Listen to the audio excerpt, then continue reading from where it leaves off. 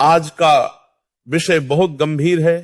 सोते समय की 5 सबसे बड़ी गलतियां जो जीवन को तबाह कर सकती हैं। बेटा, दिन में किया गया पाप मनुष्य को धीरे धीरे गिराता है, लेकिन रात की लापरवाही सीधा जीवन की जड़ें काटती है। क्योंकि रात केवल आराम का समय नहीं है। रात वो समय है जब आत्मा शरीर से संवाद करती है। रात वो समय है जब भगवान की कृपा का द्वार खुलता है। रात वो क्षण है जब शरीर विश्राम करता है, लेकिन मन, आत्मा और भाग्य निर्माण करते हैं। और अगर उस पवित्र क्षण में तुमने गलतियां की तो प्रभु की कृपा का दरवाजा भी बंद हो सकता है। तो अब ध्यान से सुनो, 5 सबसे बड़ी गलतियां जो सोते समय नहीं करनी चाहिए। पहली गलती, बिना प्रभु का नाम लिए सो जाना। बेटा, सारा दिन भले ही व्यस्त रहो, मन इधर उधर भागे, शरीर थके, लेकिन अगर रात को बिस्तर पर लेटकर एक बार भी हर हर महादेव ना बोला तो दिन भर की तपस्या व्यर्थ चली जाती है। जब सारी दुनिया सोने जा रही हो तो जो भक्त प्रभु को याद करता है उसके सपनों में भी ईश्वर आते हैं। जो बिना प्रभु का स्मरण किए सो जाता है वो अधूरा रहता है। बेटा, रात सोने से पहले शिव का स्मरण करो। कह दो, हे भोलेनाथ, दिन भर जो किया उसका फल मुझे मिले, परंतु अब मैं तेरे चरणों में विश्राम चाहता हूं। इतना कहकर जो सोता है वो सिर्फ शरीर नहीं सुलाता, वो अपनी आत्मा को प्रभु के पास रखकर विश्राम करता है। दूसरी गलती, बिस्तर पर मोबाइल लेकर जाना। ये सबसे घातक आदत है। दिन भर जो नहीं देखा वो सब रात में देखने का लालच ये मनुष्य को मानसिक रूप से बीमार बना देता है। मोबाइल की स्क्रीन से निकलने वाली ब्लू लाइट तुम्हारी नींद छीनती है, तुम्हारा चित्त भटकाती है और आत्मा से दूरी बना देती है। रात वो समय है जब मन को शांत होना चाहिए, लेकिन तुम मोबाइल से उसे और अशांत बना देते हो। बेटा, सोने से 30 मिनट पहले मोबाइल को दूर रख दो। बोलो, अब ये मेरा समय है प्रभु के साथ, वरना मोबाइल तुम्हारा समय खा जाएगा, ध्यान खा जाएगा और धीरे धीरे तुम्हारा जीवन भी खा जाएगा।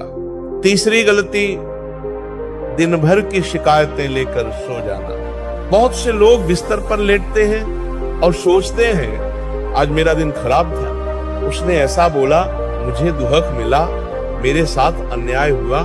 बेटा, जब तुम शिकायतों के साथ सोते हो तो वो शिकायतें तुम्हारे मन में बीज बन जाती हैं और अगली सुबह वही नकारात्मक ऊर्जा तुम्हारे दिन की शुरुआत करती है।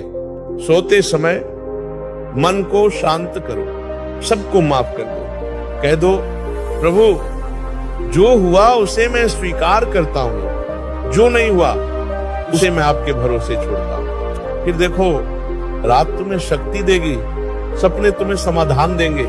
चौथी गलती, बिना जल पिए सोना। ये बात छोटी लगती है और शरीर के लिए बहुत महत्वपूर्ण है। सोने से पहले एक छोटा गिलास गुनगुना जल पिए। ये आपके शरीर को संपूर्ण विश्राम की स्थिति में लाता है। ये मस्तिष्क की नसों को आराम देता है। और ध्यान रखना, बहुत ज्यादा जल नहीं, बस उतना कि शरीर को ताजगी का संकेत मिले। शरीर एक मंदिर है और जल उसका पहला अभिषेक। रात को दिया गया जल शरीर के भीतर एक ब्रह्मांडीय शांति लाता है। 5वीं गलती, बिना अगले दिन की योजना बनाए सो जाना। जो व्यक्ति बिना उद्देश्य से सोता है वो सुबह उठकर भी खोया हुआ रहता है। रात को सोने से पहले 2 मिनट आंखें बंद करो और सोचो, कल मुझे क्या करना है, कैसे शुरुआत करनी है, किन बातों से दूर रहना है, प्रभु से क्या मांगनी है। जब तुम संकल्प लेकर सोओगे तो पूरी रात ब्रह्मांड तुम्हारे लिए मार्ग बनाएगा।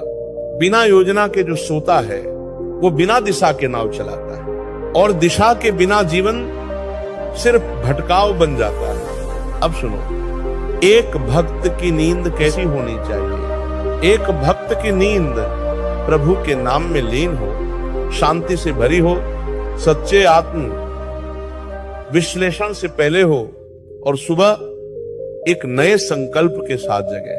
सोने से पहले बोलो, हे महादेव, जो आज मिला उसके लिए धन्यवाद, जो नहीं मिला वो कल तेरी कृपा से मिलेगा। अब तू संभाल ले मुझे, मेरी आत्मा, मेरा शरीर, मेरा कल।